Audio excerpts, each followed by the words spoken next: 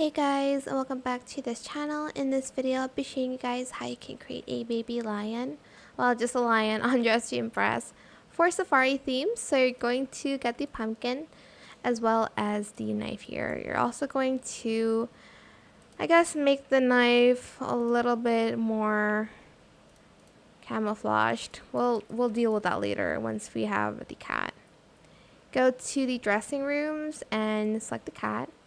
And you're going to color it this lighter orange. For the eyes, you just choose brown, and then for the nose, I choose this brown, and then whiskers. Select hold out, and then for the knife, you're going to toggle it to high. And that's kind of a little bit more camouflage than the first color. So yeah, that's pretty much how you can create a lion on Dress to Impress. I hope it was helpful for you guys. Don't forget, to like, comment, share, and also subscribe to this channel if you haven't done that already. If you have any more questions about this video, just leave it in the comment section down below. I will try my best to answer them all for you guys.